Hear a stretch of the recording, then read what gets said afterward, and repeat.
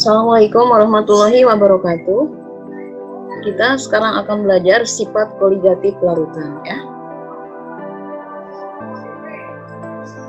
Di mana sifat koligatif itu adalah sifat-sifat larutan yang tidak bergantung pada jenis zat larut, tetapi hanya pada konsentrasi partikel terlarutnya. Di mana banyaknya partikel dalam larutan ditentukan oleh konsentrasi larutan dan sifat larutan itu sendiri ya. Sedangkan jumlah partikel dalam larutan non-elektrolit itu tidak sama dengan jumlah partikel dalam larutan elektrolit walaupun konsentrasi keduanya sama. Hal ini dikarenakan larutan elektrolit terurai menjadi ion-ionnya, sedangkan larutan non-elektrolit itu tidak terurai menjadi ion-ionnya. Nah, bahasan tentang sifat koligatif larutan, yang pertama adalah konsentrasi larutan, yang kedua penurunan tekanan uap jenuh, ketiga kenaikan titik ID, kenaikan titik beku, tekanan osmotik, dan sifat koligatif larutan. Ya, mari kita kembali ke konsentrasi larutan ya. Bahasan yang pertama. Jadi di sini ada 3 cara untuk menyatakan konsentrasi larutan, yaitu melalui konsentrasi molar, dan fraksi mol ya. Dimana konsentrasi molar itu dinyatakan dengan M ya, M huruf kapital ya. Dimana kemolaran itu menyatakan jumlah mol zat terlarut dalam 1 liter larutan. Nah, satuan untuk kemolaran adalah mol liter pangkat -1 ya, atau boleh kalian menyatakannya dengan mol per liter ya, dimana M itu sama dengan N dibagi V ya. Nah, karena di sini N itu adalah jumlah mol zat terlarut, kemudian V itu adalah volume larutan yang dinyatakan dalam liter ya. Jadi M, ingat-ingat ya, M sama dengan N per V. Tapi kalau misalnya dalam soal diketahui dalam bentuk massa ya, nah kalian harus menghitung massa molekul relatif dari zatnya ya. Nah, jadi rumusnya kita gunakan yang kedua ya, kalau diketahui massa di dalam soal itu. Jadi M sama dengan gram per mr dikali 1000 per mililiter. Jadi volume di sini dinyatakan dalam mililiter. Sedangkan kalau di dalam rumus yang ke-1 M sama dengan N per V. Jadi V dinyatakan dalam liter ya. Nah, kita lihat contoh soalnya. Contoh soal ya untuk molaritas.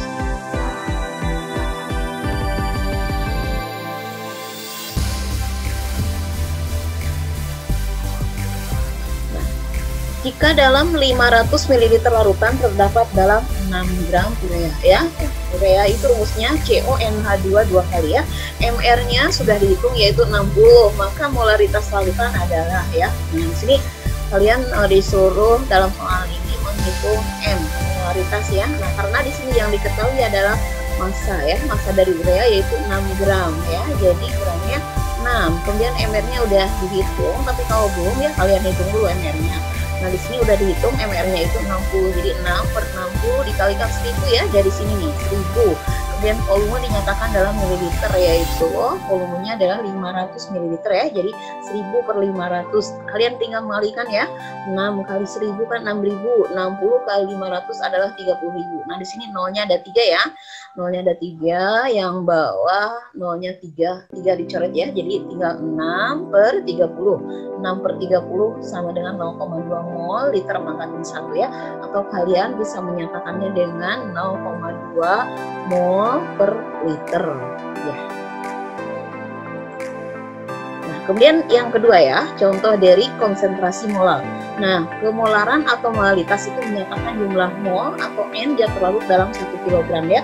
1 kg itu sama dengan 1000 gram pelarut. Karena itu kemolaran dinyatakan dalam mol kilogram pangkat -1 ya, atau mol per kilogram. Rumusnya itu sama dengan M ya, M huruf kecil ya. Nah, kalau tadi kan molaritas itu M-nya huruf kapital. Kalau di sini molaritas itu M-nya huruf kecil ya. M sama dengan N per P, di mana M itu kemolaran larutan. Sedangkan N jumlah mol zat terlarut dan P itu adalah massa pelarut yang dinyatakan dalam kilogram ya. Jadi rumusnya itu kalau dinyatakan dalam bentuk mol ya, dalam soal kita menggunakannya M sama dengan N per P. Tapi kalau dalam soal yang diketahuinya dalam bentuk massa ya atau gram ya, di sini jadi rumusnya M sama dengan gram per mr kali 1000 per massa pelarut yang dinyatakan di dalam gram.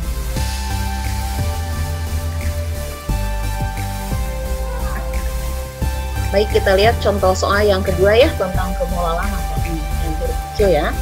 berapakah kemolaran larutan glukosa yang mengandung 12% massa glukosa, di mana MR dari glukosa ini ya sama dengan 180 glukosa. Rumusnya ingat-ingat ya, C6 H12O6. Nah, kalau kalian hitung ini MR-nya 180. Nah, ini dijawab ya oleh kalian, glukosa 12% ya. 12% itu kan sama dengan 12/100 ya, dikalikan 100 sama dengan 12 gram ya. Kalian tinggal nyoret ini angka 100-nya ya, 100 coret, jadi hasilnya 12 gram. Dan air sebagai pelarut di sini tentunya kalau glukosanya 12% berarti pelarutnya ya, pelarutnya itu kan 100 dikurangi 12 ya, berarti berapa? 88 gram. Nah, itu ya. Jadi kita menggunakan rumus yang kedua, M sama dengan gram per MR kali 1000 per massa pelarut yang dinyatakan dalam gram ya di sini. Jadi masanya, massa glukosa di sini 12 ya, 12 per MR glukosa itu 180 dikalikan 1000 ya. Kemudian pelarutnya itu adalah 88 gram. Di sini pelarutnya adalah air ya. Air itu kalian tahu ya sebagai pelarut universal ya.